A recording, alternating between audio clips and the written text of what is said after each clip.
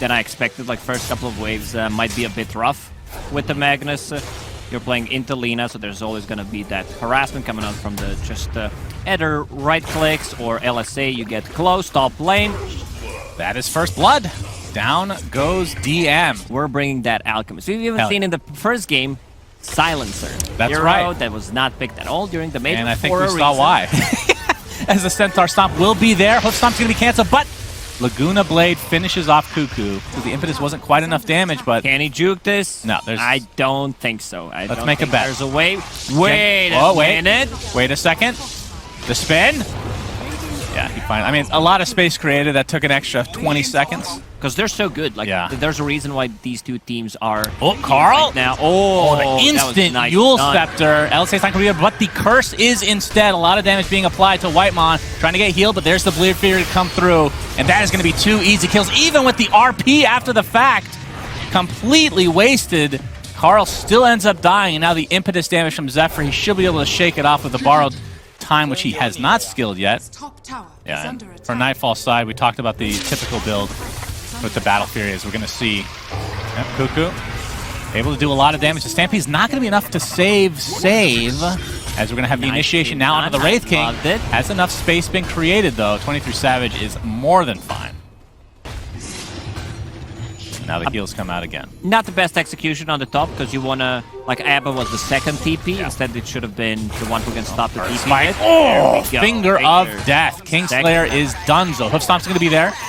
As DM's going to recapture this outpost. Nightfall, we've talked about his progression and items. So I talked about whether it be an SNY or a Manta. It is the SNY. Against Lion makes more sense. You just want to have that status resistance. Oh, we have the Yules into the LSA. Will connect DM with the Hoof Stomp into the double edge. And that is enough damage to take out Carl. Stampede used as well, but not a whole lot of damage done to 23 Savage. But Zephyr, with a little bit of a borrowed time cast there, keeps him alive. Blink Dagger on the Centaur, ready. Oh, Hoof Stomp only onto one, but the right clicks are going to be more than enough. The curse onto the Viper as Wraith King starts a beautiful LSA. My goodness, triple kill for Nightfall. That's the first life for Mr. Wraith King, but something tells me that he will die very shortly. Huge fight from VP.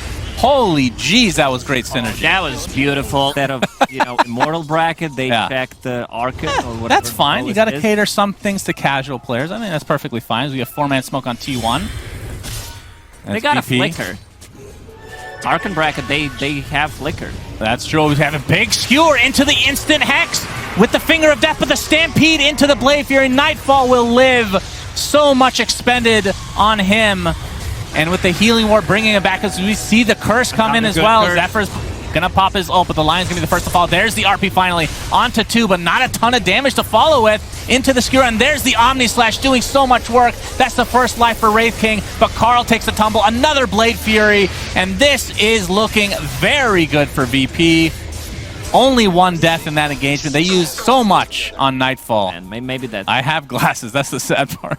Maybe you need new glasses. Yeah, new glasses for sure. All right, so Fortification is now down as the Lotus Orb is applied, so the double Wraith Fire Blast.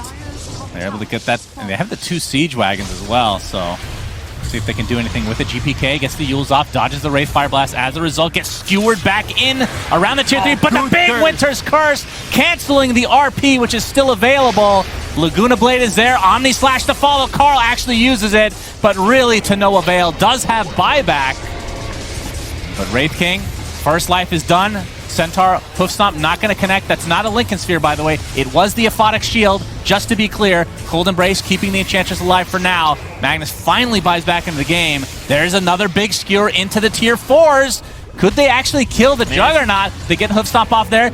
23 Savage trying to do as much damage, but this heal, again, Cold Embrace with that talent. The Splinter Blast basically global at this point. Kingslayer finally being taken out, though. But the Barracks, they will be getting the Mega Creeps out of this one. That was such a big curse coming out from Winter Wyvern in that fight. Gold Necklace. And he's the weakest. Very sad indeed. DM's going to jump in onto the Wraith King. This is going to be the first life.